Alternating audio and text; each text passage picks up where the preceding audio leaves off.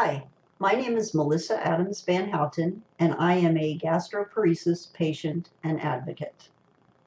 For those of you who don't know, gastroparesis literally means paralysis of the stomach.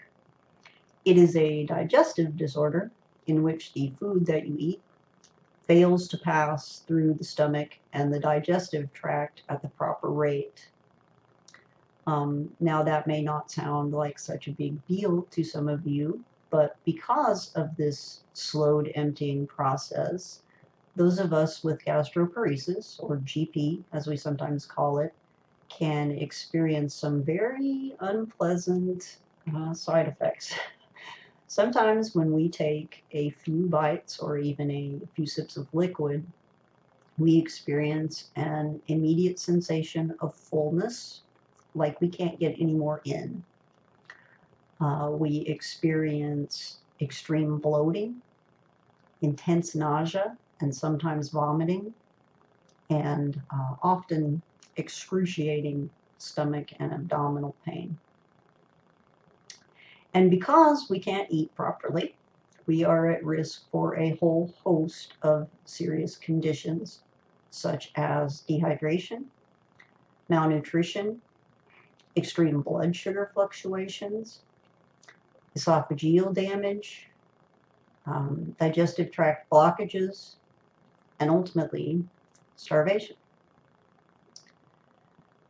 There are currently no safe, reliable, effective treatments for gastroparesis, and there is no cure. Gastroparesis is considered an invisible illness. And because September 26th through October 2nd this year is Invisible Illness Awareness Week, I kind of wanted to do my part to help spread awareness for the millions of people out there who live with a serious or chronic invisible illness. But it seems I have a problem with the concept of invisible illness because I do not consider my illness invisible. To me, to my family, to my close friends, to the 10,000 plus people in my online support groups, and to the 5 million or more people out there in society who have been diagnosed with GP, it's very visible. It's visible to me the first thing in the morning. I wake up, and because I haven't had enough calories, I'm very fatigued and find it difficult to get out of the bed. I go and look in the mirror, and I say this all the time, but it's like I'm looking at a stranger. I don't even recognize myself anymore. I can no longer hide the dark circles under my eyes, no matter how much makeup I put on. I see the bones in my chest. I can count every rib. I brush my hair and I feel how thin it is. I see my brittle, dry, cracked nails. I see the damage that has been done to my teeth already because of the malnutrition. These things are visible. I'm quite aware of my illness when I go down to the kitchen and pour myself a cup of coffee, lots of coffee usually, rather than eating all the food that's in there.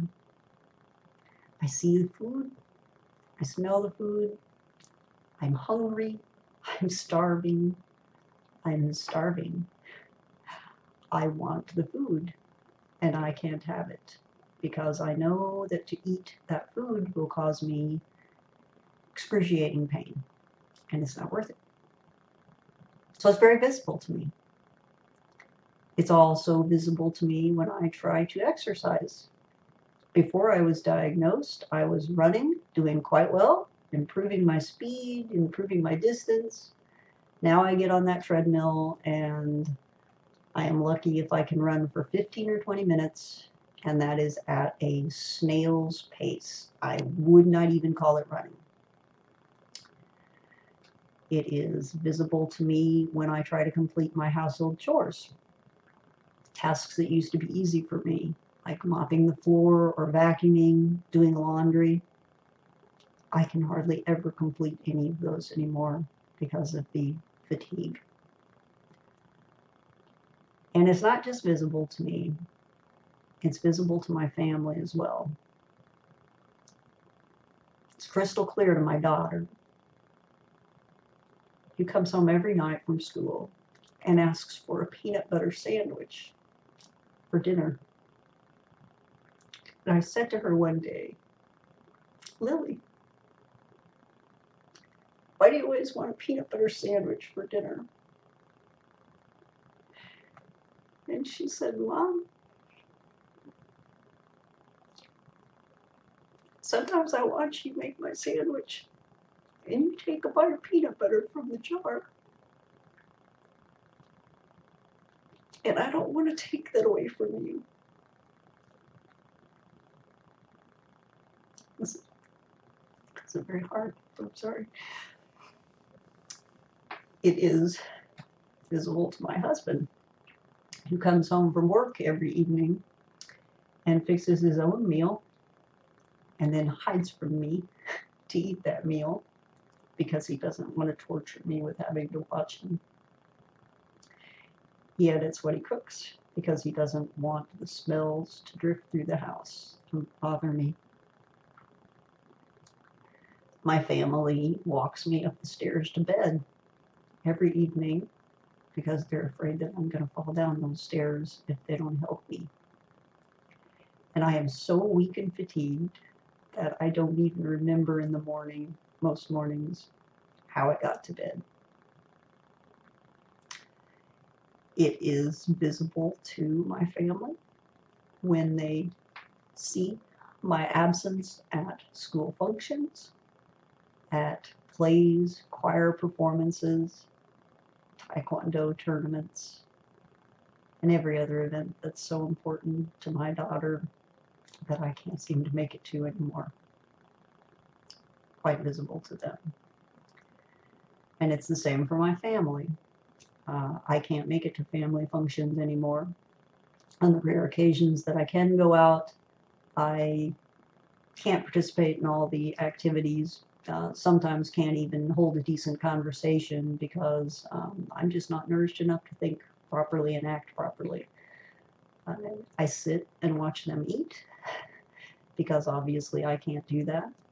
It makes them uncomfortable. It makes me uncomfortable. And it is quite visible to everyone that I have a serious illness. This illness is visible to me when I go to my online support groups and I see all 10,000 plus in there posting their stories. It's visible in these stories. They write about doctors who don't understand them, who don't know anything about their illness, who refuse to help them or don't know enough to help them, and send them away, telling them there's nothing more they can do. It is visible to me in the stories of the family members and friends who have rejected the support group members for all of the reasons that I've talked about before. Families can't seem to handle this illness sometimes, and so people find themselves isolated and alone trying to deal with it. It's visible in the stories of financial loss. A lot of our group members have lost the ability to work because of the effects of this illness, and so they're afraid that they're going to lose their home, their car, all their possessions. And that's exactly what happens sometimes. This illness, or at least the effects of it, is not invisible. And I have a hard time understanding why other people can't see it. I ask myself, why can't the doctors see it? Why do they continue to call us drug seekers, hypochondriacs, and push us out the door without helping us? Why is it that the insurance companies refuse to see it and refuse to cover our medications? The pharmaceutical companies can't seem to see it. They don't have any interest in finding us better treatments or a cure. The policymakers can't see it. They won't declare gastroparesis a disability in and of itself, and they refuse to pass legislation that could give us necessary research funding. The media doesn't seem to see it. No matter how loud we speak or how visible we think we're getting, the media has no problem thinking we're invisible. And a lot of you out there, we are invisible to you. Now, my conclusion is that I am indeed not invisible. The people in my groups are not invisible. You are blind. You are blind to our pain, to our plight, and to your obligation to help us. It is really, really easy to ignore us. It is really easy to look the other way and pretend that we do not exist.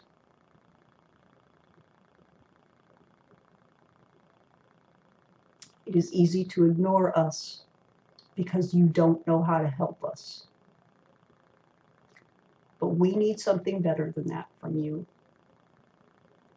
We need you to open your eyes and see what is right in front of you. We are a group of people who are starving to death. We are starving to death, and there is little awareness and little help. We need your help. We need you, as do the others out there who are living with other invisible illnesses. We need your help in making the invisible visible again. I am begging you to help us. Don't turn your backs on us. Don't pretend this is someone else's problem. We are here. We exist. We are visible. Take off the blinders and help us. Thank you very much for listening.